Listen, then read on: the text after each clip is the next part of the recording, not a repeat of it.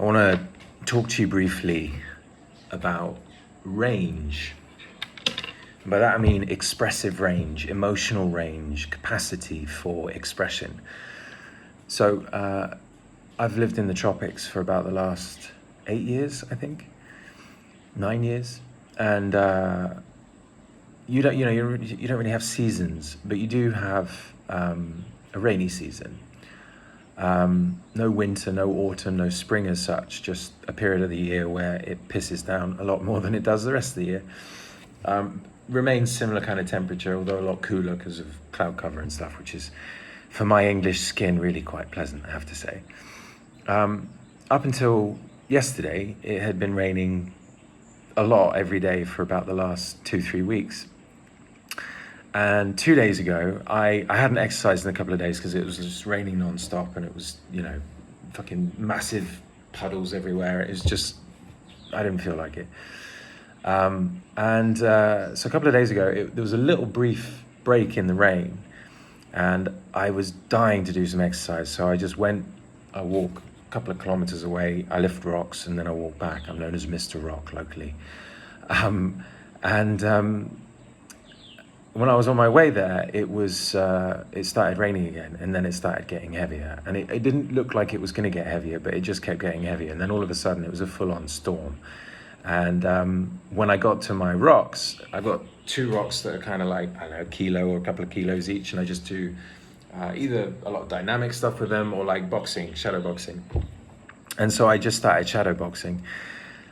And I just put myself in a zone, and the rain just got heavier and heavier, and I pointed myself in the direction of the rain and just started fucking going for it, and just really, really just getting into it and kind of losing myself. And I must have been doing it for like 10 minutes. I got in a proper like trance, and I was probably doing it for about 10 minutes. And I will work through various different, anyone who's ever done any like Kundalini yoga with, all of this kind of stuff that you're doing all the time, when your shoulders start burning, you have to just turn off the pain.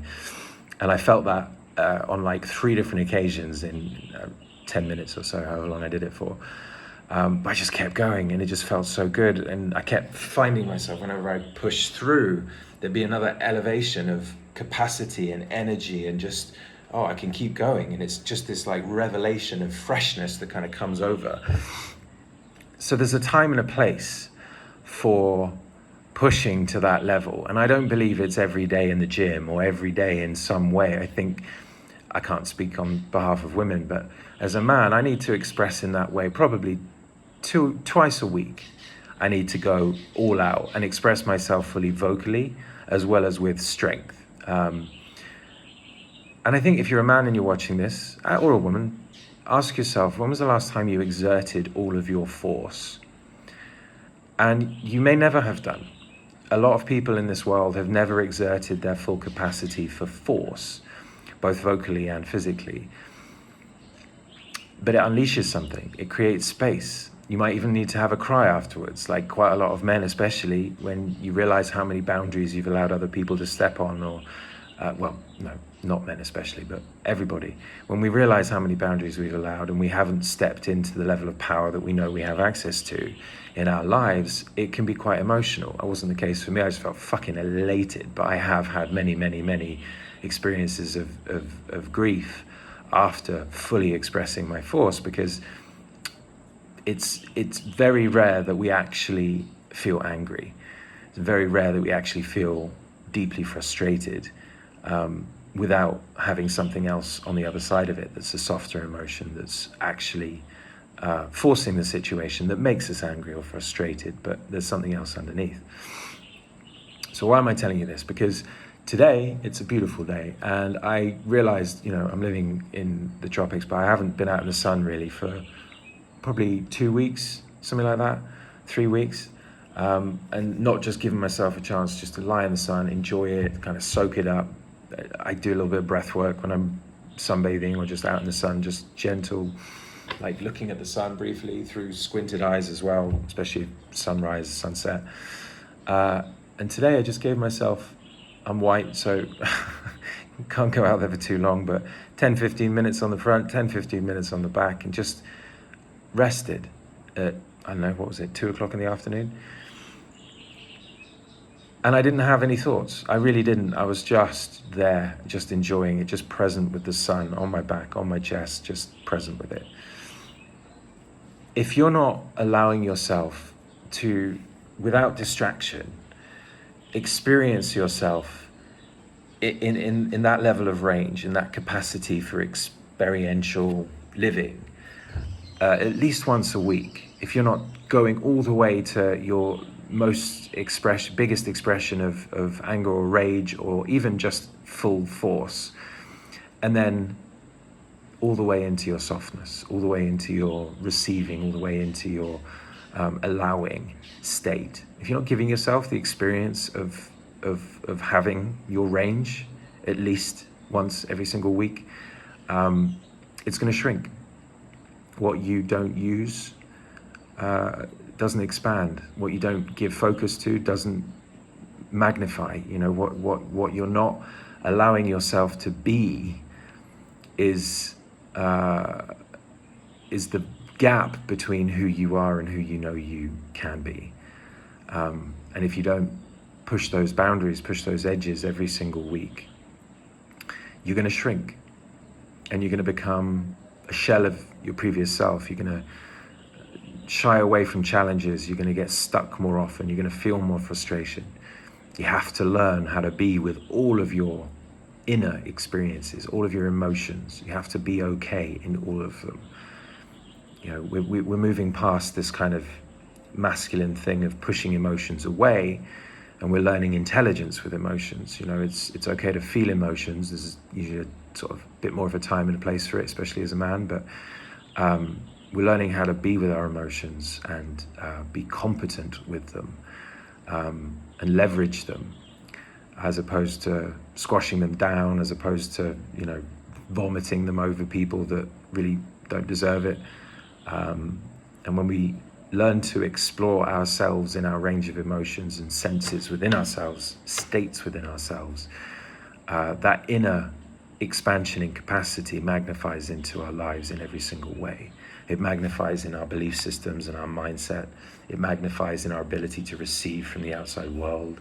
It builds our capacity for having challenging experiences that on the other side of, quite often, through breakthrough, exist freedom and abundance and love. So when you give yourself, amazing that you hear a child's voice right at the point of saying love.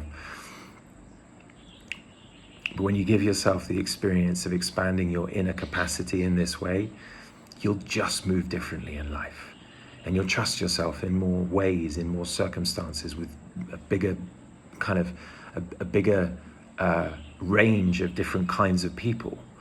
You know, it doesn't matter who comes in front of you, or if you know, you're trying to sell something, or if you're trying to get business, or if you're trying to meet somebody, or whatever it may be.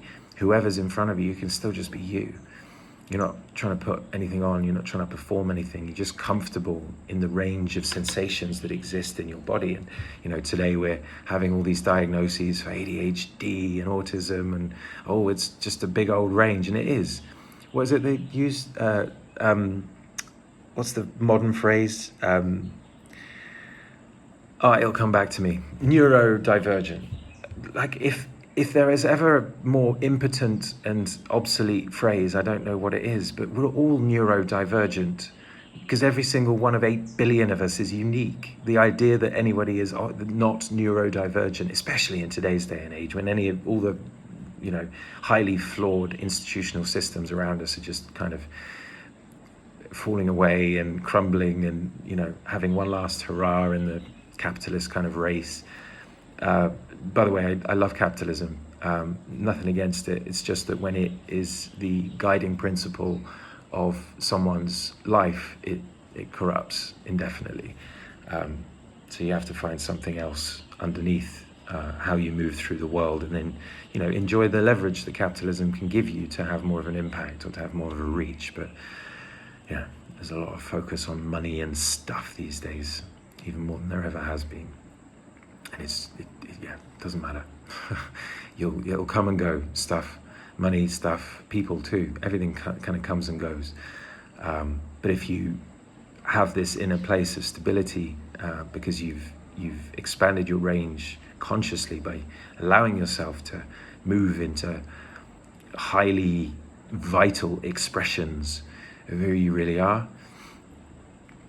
you'll create a life that actually you love and that means something to you and has a frame to it that's trustworthy to you and therefore trustworthy to others.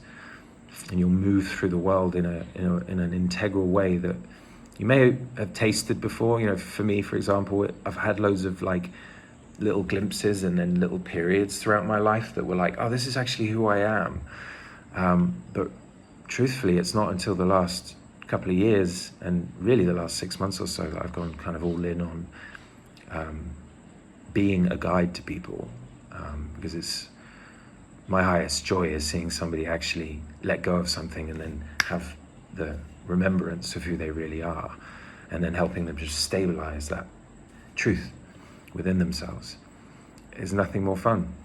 And now I'm just purely building my life and everything else that I want to do around it, because it's a real anchor for me to stay in service, to stay being valuable in an expression in the world. So if you are on this ride of self exploration, and you've got some fears around certain expressions or you're suppressing stuff, give yourself the gift, and if you'd like a little bit of support with that, there's a link below where you can download. Well, actually, you can go through a